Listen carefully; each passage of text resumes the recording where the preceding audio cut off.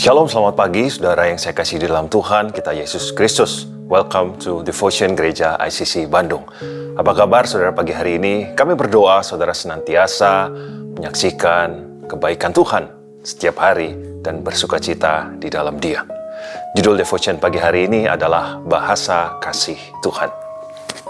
Ada sebuah kisah di Alkitab tentang Tuhan yang mengasihi kita tanpa melihat latar belakang apapun. Yohanes 4 ayat 4 sampai yang kelima saya akan bacakan buat saudara. Ia harus melintasi daerah Samaria. Maka sampailah ia ke sebuah kota di Samaria yang bernama Sikar, dekat tanah yang diberikan Yakub dahulu kepada anaknya Yusuf. Saudara sekalian, di dalam perikop ini Yesus melintasi daerah Samaria.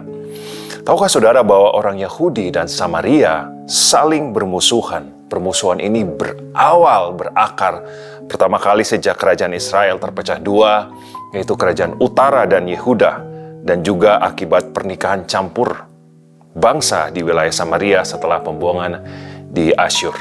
Nah saudara, pada kali itu apa yang terjadi ketika Tuhan Yesus melintasi Samaria? Yohanes 4 ayat 6 sampai yang ke-7. Di situ terdapat sumur Yakub. Yesus sangat letih oleh perjalanan. Karena itu ia duduk di pinggir sumur itu.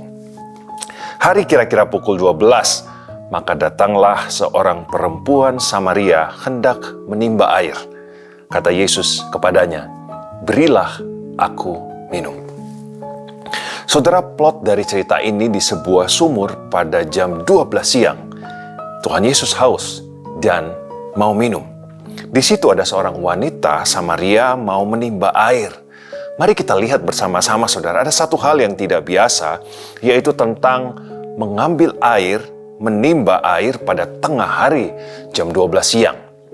Normalnya, mengambil air itu atau menimba air itu pada pagi hari atau sore hari, karena pada pagi atau sore hari udaranya sejuk, dan selain itu, akan terdapat banyak orang di sekitar sumur itu, sehingga dapat bersosialisasi atau hidup bermasyarakat.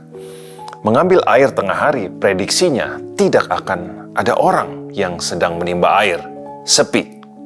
Nah saudara, apakah yang menjadi latar belakang wanita Samaria ini menimba air pada pukul 12 siang tengah hari? Karena ini adalah hal yang tidak biasa. Dan ketika wanita Samaria ini mau mengambil air bertepatan dengan Tuhan Yesus ada di situ. Wanita Samaria ini berjumpa dengan Tuhan Yesus. Nah saudara, dalam perjumpaan dengan Tuhan Yesus terjadi dialog awal yang akhirnya mengarah ke pembicaraan yang sangat amat dalam. Sampai kepada dialog yang begitu sensitif topiknya saudara. Yohanes 4 ayat 16 sampai 18. Kata Yesus kepadanya, "Pergilah, panggillah suamimu dan datang ke sini." Kata perempuan itu, "Aku tidak mempunyai suami." Kata Yesus kepadanya, "Tepat katamu, bahwa engkau tidak mempunyai suami, sebab engkau sudah mempunyai 5 suami, dan yang ada sekarang padamu bukanlah suamimu. Dalam hal ini engkau berkata benar." Yes, saudara, inilah isunya. Karena hal inilah wanita ini mau mencari air, menimba air pada siang hari. Karena apa saudara? Karena latar belakang kehidupan pernikahannya yang sangat rumit. Mengapa rumit? Saudara, pada masa itu seorang wanita, seorang perempuan tidak menceraikan pria atau suaminya, tetapi prialah yang menceraikan wanita atau istrinya. Ini berarti apa saudara? Wanita Samaria ini telah atau pernah memiliki 5 suami.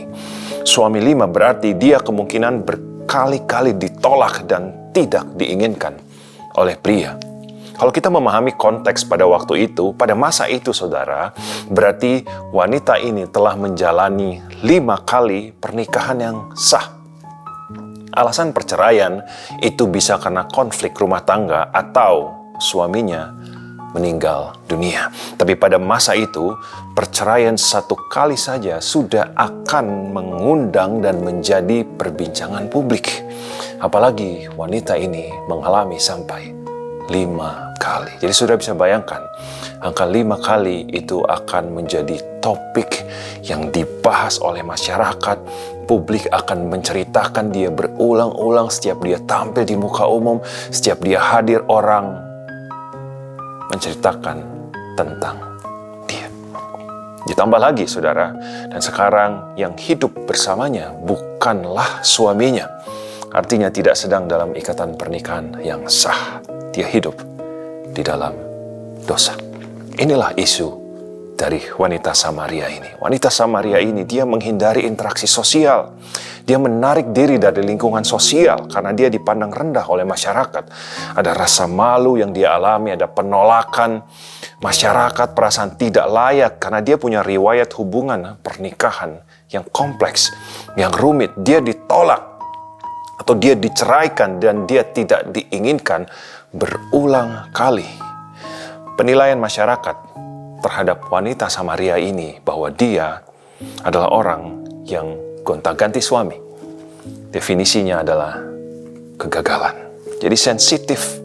Wanita Samaria ini sangat sensitif dengan penolakan dan penilaian orang. Yang sudah pasti dia lelah dan capek menghadapi ini semua. Dia merasa hina. Jadi lebih aman dia sendirian. Penolakan yang akan terjadi di sumur Yakub itu ketika dia berjumpa dengan orang banyak akan memperdalam luka penolakannya. Jadi dia memilih untuk menimba air seorang diri. Saudara, menariknya di dalam Injil Yohanes, Tuhan Yesus berkali-kali melanggar batas sosial dan agama hanya demi mengungkapkan kasih Allah kepada semua orang. Inilah yang namanya niat ilahi. Tuhan Yesus seorang Yahudi, dia berjumpa dengan wanita Samaria yang sudah jelas adalah bermusuhan. Kemudian Tuhan Yesus seorang pria dan wanita Samaria ini seorang perempuan. Dan Tuhan Yesus yang suci dan wanita Samaria ini yang berdosa. Resiko yang diambil Tuhan Yesus untuk berjumpa dengan wanita Samaria ini, meskipun ada resiko-resiko yang dilanggar, hanya demi untuk menunjukkan kasih kepada wanita Samaria ini. Saudara, pertanyaannya, mengapa Tuhan Yesus mengambil resiko ini? Ini dilakukan Tuhan Yesus untuk menyentuh ruang ketidakberhargaan di dalam diri wanita Samaria ini. Wanita Samaria ini memiliki ruang yang penuh luka di dalam hatinya. Dan menariknya, bagaimana cara Tuhan Yesus bisa masuk ke dalam ruang hati wanita Samaria ini yang penuh luka dengan penolakan oleh suami-suami sebelumnya atau peristiwa-peristiwa rumit, perceraian di dalam rumah tangganya. Bagaimana cara Tuhan Yesus memulai dan masuk ke dalam ruang hati wanita Samaria ini? Tuhan Yesus mengajak wanita ini untuk ngobrol, saudara. Inilah pintunya. Ini bukan hanya tentang ngobrol biasa, tapi jauh melebihi itu. Tuhan Yesus mau meyakinkan wanita ini, masih ada yang mau melihat dan masih ada yang mau mendengar dia. Dilihat dan didengar, ini adalah sebuah penerimaan baginya. Karena dia pasti sudah berulang-ulang menghadapi penolakan, menghadapi tidak dipandang, tidak dilihat, dan tidak didengar. Apa yang Tuhan Yesus lakukan ini begitu berharga bagi wanita Samaria ini. Sampai pada tujuan Tuhan, Tuhan Yesus mengajak wanita Samaria ini untuk melihat ke dalam, untuk melihat sendiri lukanya dengan jujur. Tuhan Yesus mengajak wanita Samaria ini untuk melihat ke dalam kehidupannya. Ada pola luka yang sedang dialami oleh wanita Samaria ini. Sekali lagi saya akan bacakan Yohanes 4 ayat 16 sampai yang ke-18. Kata Yesus kepadanya, "Pergilah, panggillah suamimu dan datang ke sini." Kata perempuan itu, "Aku tidak mempunyai suami." Kata Yesus kepadanya, "Tepat katamu, bahwa engkau tidak mempunyai suami. sebab engkau sudah mempunyai 5 suami, dan yang ada sekarang padamu bukanlah suamimu. Dalam hal ini engkau berkata benar. Inilah ruang gelap dari ketidakberhargaan wanita Samaria ini. Inilah luka dalam yang diajak Tuhan Yesus untuk dilihat polanya. Lihatlah ke dalam dirimu sendiri. Ruang gelap yang penuh luka, diisi oleh penolakan demi penolakan, seperti bertumpuk-tumpuk rasa sakit di dalam wanita ini. Dan Tuhan masuk ke dalam dimensi ini yang ada di dalam diri wanita Samaria. Tuhan Yesus membongkar kebenaran ini di hadapan wanita Samaria ini. Selama ini, wanita Samaria menghindari orang, hal yang membuatnya akan malu, menjadi malu, tetapi Tuhan Yesus justru membongkarnya di hadapan wanita Samaria ini. Tapi tahukah saudara, Tuhan Yesus tidak sedang mempermalukan dia, tetapi justru Tuhan Yesus sedang mau mengganti masa lalunya yang tidak berharga dengan masa depan yang sungguh berharga. Tuhan Yesus mengajak wanita Samaria ini ngobrol, membuktikan bahwa wanita Samaria ini adalah pribadi yang layak didengar, bukanlah objek dosa, bukanlah sasaran omongan, penolakan oleh banyak orang. Diawali dengan ngobrol, Tuhan Yesus memberikan ruang aman kepada wanita Samaria ini untuk didengar dan tidak dihakimi. Tuhan Yesus mengajak wanita ini untuk melihat dirinya dari kacamata kasih Tuhan, bukan dari trauma yang dia alami berulang kali. Tuhan Yesus mengajak wanita ini untuk melihat dirinya dari kacamata kasih Tuhan, bukan dari trauma yang sudah dialaminya berkali-kali. Nah, saudara, inilah tawaran yang Tuhan Yesus berikan kepada wanita Samaria ini. Yohanes 4 ayat yang ke-14. Tetapi barang siapa minum air yang akan kuberikan kepadanya, ia tidak akan haus untuk selama-lamanya. Sebaliknya, air yang akan kuberikan kepadanya akan menjadi mata air di dalam dirinya, yang terus-menerus memancar sampai kepada hidup yang kekal. Saudara sekalian, wanita Samaria ini layak menerima air hidup. Wanita Samaria ini layak dipulihkan. Wanita Samaria ini layak untuk disembuhkan. Saudara, setelah perjumpaan dan diskusi ngobrol yang diisi dengan pemulihan oleh Tuhan Yesus, apakah wanita ini sungguh-sungguh pulih? Mari kita lihat bersama-sama. Yohanes 4 ayat ke-28. Maka perempuan itu meninggalkan tempayannya di situ, lalu pergi ke kota dan berkata kepada orang-orang di situ.